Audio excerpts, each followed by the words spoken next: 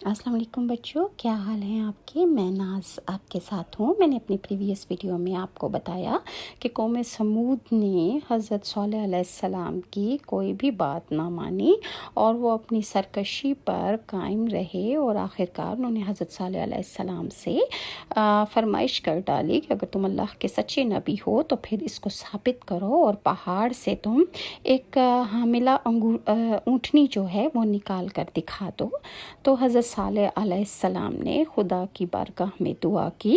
اور قبولیت کے بعد اپنی قوم سے فرمایا کہ تمہارا مطلوبہ نشان اونٹنی کی شکل میں یہ موجود ہے۔ تو اللہ تعالیٰ نے اپنی قدرت سے پہاڑ سے ایک اونٹنی نکال ڈالی، کیونکہ ہمارا جو اللہ ہے وہ تو ہر چیز پر قادر ہے اور وہ سب کچھ کر سکتا ہے، یہ ہمارا ایمان ہے۔ تو حضرت صالح کا بھی یہی یقین تھا، تو اللہ کے حضور دعا کرنے پر اونٹنی جو تھی وہ پہاڑ سے نکل آئی۔ تو آپ نے فرمایا دیکھو اب اگر تم نے اس کو ایذا پہنچائی تو پھر یہی تمہاری ہلاکت کا نشان ثابت ہوگی، اور خدائے واحد نے تمہارے اور اس کے درمیان پانی کے لیے باری مقرر فرما دی ہے۔ ایک دن تمہارا ہے اور ایک دن تم اس سے پانی پیا کرو گے اس نہر سے، اور ایک دن یہ لوگ یہ پیا کرے گی، لہٰذا اس میں فرق نہ آئے۔ قرآن عزیز نے اس اونٹنی کو ناقۃ اللہ یعنی اللہ کی اونٹنی کہا ہے، تاکہ پیش نظر رہے کہ یوں تو تمام مخلوق خدا ہی کی ملکیت ہے، مگر سمود نے چونکہ اس کو خدا کی ایک نشانی کی شکل میں طلب کیا تھا، اس لیے اس کی موجودہ خصوصیت اور اعزاز نے اس کو ناقۃ اللہ کا لقب دلایا، اور نیز اس کو اللہ کی نشانی بھی کہہ کر بتایا ہے۔ لیکن بدقسمت قوم سمود زیادہ دیر تک اس کو بھی برداشت نہ کر سکے، اور ایک روز سازش کر کے قدار بن سالف کو اس پر آمادہ کر دیا کہ وہ اس کی کونچیں کاٹ ڈالیں، اور انہوں نے اونٹنی کے ساتھ ایسا ہی کیا۔ حضرت صالح علیہ السلام کو جب یہ معلوم ہوا تو اب دیدہ ہو کر فرمانے لگے، بدبخت قوم، آخر تجھ سے صبر نہ ہو سکا، اب خدا کے اس عذاب کا انتظار کرو۔ 3 روز کے بعد وہ نہ ٹلنے والا عذاب آئے گا اور تم سب کو ہمیشہ کے لیے تہس نہس کر ڈالے گا۔ بعض مفسرین لکھتے ہیں کہ سمود پر عذاب آنے کی علامات اگلے دن سے ہی شروع ہو گئی تھی، یعنی پہلے روز ان سب کے چہرے اس طرح زرد پڑ گئے جیسا کہ خوف خدا کی ابتدائی حالت میں ہو جایا کرتا ہے، اور دوسرے روز ان سب کے چہرے سرخ رنگ کے ہو گئے تھے، گویا خوف اور دہشت ان پر طاری تھا، اور یہ دوسرا درجہ تھا خوف کا۔ اور تیسرے روز ان سب کے چہرے کالے سیاہ ہو گئے تھے اور تاریکی چھائی ہوئی تھی۔ یہ خوف اور دہشت کا وہ تیسرا مقام تھا کہ جس کے بعد انسان کو موت کا یقین ہوتا ہے۔ تو 3 دن کی ان علامات عذاب نے اگرچہ ان کے چہروں کو واقعی زرد، سرخ اور سیاہ بنا دیا تھا، لیکن ان رنگوں کی ترتیبی خصوصیت یہ صاف بتا رہی تھی کہ ان کے دلوں میں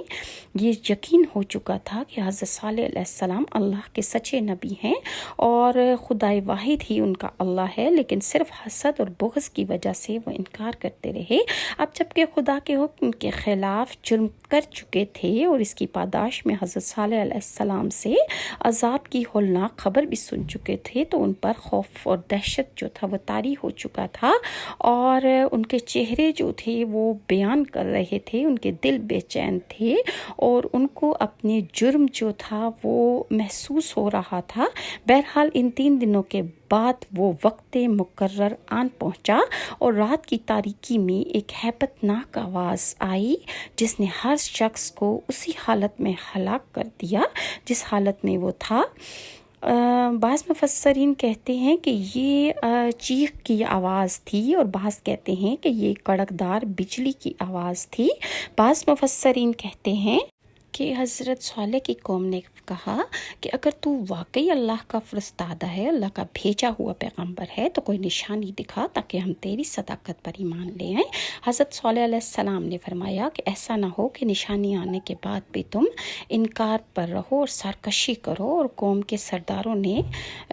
وعدہ کیا کہ ہم فوراً ایمان لے آئیں گے۔ تب حضرت صالح علیہ السلام نے انہی سے دریافت کیا کہ وہ کس قسم کا نشان اللہ سے چاہتے ہیں، کیا اللہ تعالیٰ ان کی طرف بھیجے کہ وہ اللہ پر یقین لے آئیں گے۔ انہوں نے مطالبہ کیا کہ سامنے والا جو پہاڑ ہے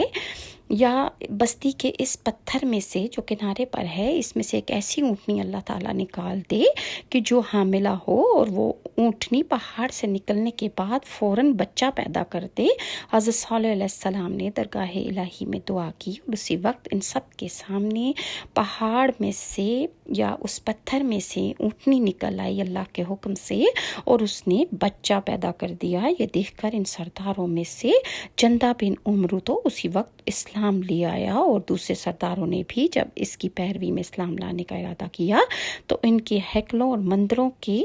جو پجاری تھے اور کہن تھے، انہوں نے انہیں باز رکھا اور انہیں جو ہے برا بھلا کہا۔ اب حضرت صالح نے قوم کے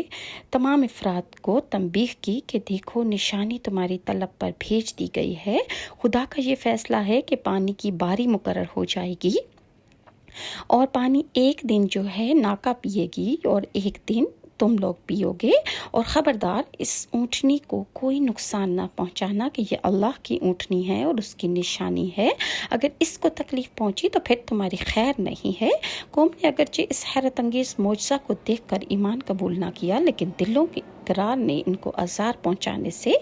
باز رکھا، اور وہ بیچ میں سے ڈر رہے تھے کہ اس اونٹنی کو نقصان پہنچا کر انہیں نقصان ہی ہوگا، اور یہ دستور جاری رہا کہ پانی کی باری ایک روز ناکا کی رہتی اور تمام قوم اس کے دودھ سے اس دن فائدہ اٹھاتے، اور دوسری روز قوم کی باری ہوتی اور ناکا اور اس کا بچہ بغیر روک ٹوک چراگاہوں میں چرتے اور آسودہ رہتے۔ مگر آہستہ آہستہ یہ بات بھی ان کو کھٹکنے لگی، اور آپس میں صلح مشورے ہونے لگے کہ اس ناکا کا خاتمہ کر دیا جائے تو اس باری والے قصے سے نجات مل جائے گی، اور روزانہ انہیں پانی ملا کرے گا، کیونکہ ہمارے جو پاؤں کے لیے اور خود ہمارے لیے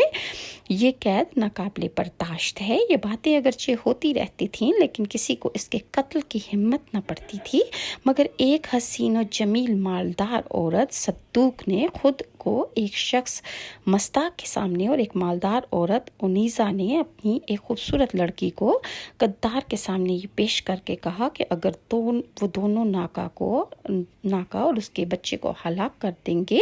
تو یہ اس کی ملکیت میں دے دی جائیں گی، تم ان کو بیوی بنا کر عیش کرنا۔ آخر قدار بن سالف اور مستا کو اس کے لیے آمادہ کر لیا گیا، اور طے پایا کہ وہ راہ میں چھپ کر بیٹھ جائیں، اور ناکا جب چراگاہ جانے لگے تو اس پر حملہ کر دیں گے، اور چند دوسرے آدمیوں نے بھی مدد کا وعدہ کیا۔ غرض ایسا ہی کیا گیا، اور ناکا کو اس طرح سازش کر کے قتل کر ڈالا۔